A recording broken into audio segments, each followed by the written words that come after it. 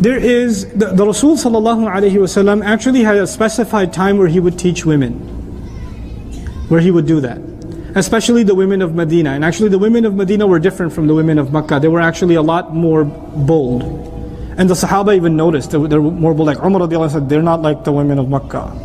It's like, so there was a difference between them. And they're outspoken. And we even know that from like, many athar and many hadith texts. Like, Umar is giving khutbah radiallahu anhu and a woman gets up and says, you can't say that. Allah said this. Like, lady, why are you not in the sister section behind a glass? Why are you... Oh, and you're talking to Umar. You don't want to like point a finger at Umar like that, but she did. She's like, gutsy lady, She did that. And, there are assumptions that men and women should not interact with each other at all, under any circumstance. That's what Islam wants. That isn't true. As a matter of fact, non-mahram, man and woman, talking to each other in public, outside, is mentioned in the Quran. Musa alayhi salam went up to two girls that were not his mahram.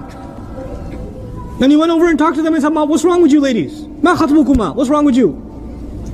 And they said, well, we can't feed our animals until the whole flock is done.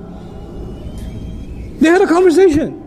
He didn't go up to them and say, Assalamu alaikum wa rahmatullahi wa barakatuh, ya ukhtayya, my two sisters, fil Islam. He doesn't know even if they're not Muslims. They don't know. They don't know him, he doesn't know them. They don't know he's Musa alayhi salam. They don't know that. They don't know any of that. But they had a conversation with each other. A non-mahram talking to another non-mahram. About what? A problem. They were wrestling with sheep. So you had to go talk to them. What are you doing? What's going on? Can I help with something? But he didn't prolong the conversation. He kept it to the point. What are we learning in Quran? If you keep your conversation to the point, it's fine.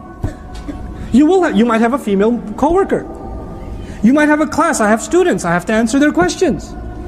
They have a right to me as much as the brothers have a right to me. Because I'm teaching a class. It's a matter of justice. I can't put them in the back and not give them the same kind of attention. It's not fair.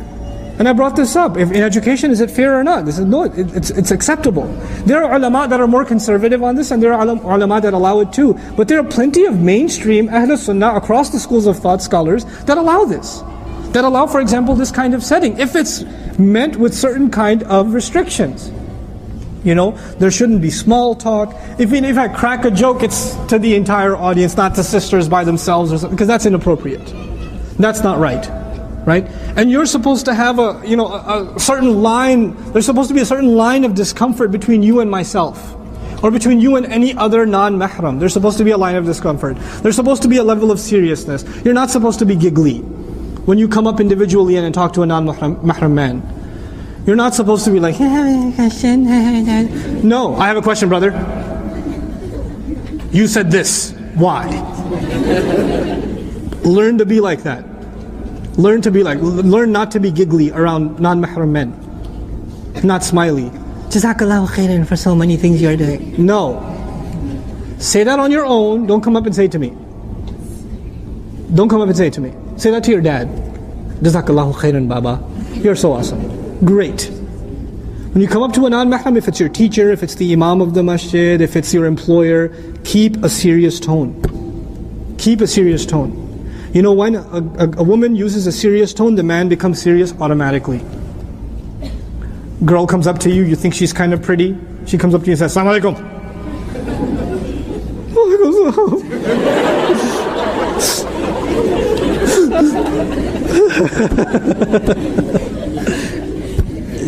You're not going to get your play around now. It's done. It's over. But she comes up to you and says, Assalamu alaikum wa rahmatullahi wa barakatuh. No good. No good for you. Then you'll be like, oh, wa alaikum salam.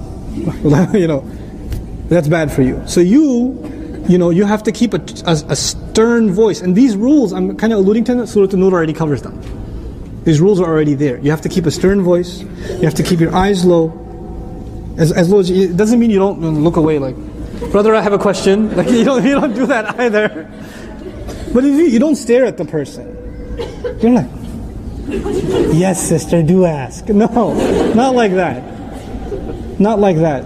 يَغُضُّ مِنْ أَبْصَارِهِمْ يَغْضُضْنَ مِنْ أَبْصَارِهِمْ. That's normal. It's not like over the top, but the idea is to keep yourself low. Don't stare. Make just enough eye contact to get your point across, and that's it. That's all. You don't need more than that. So these certain things, they are the guidelines by which public settings make it okay.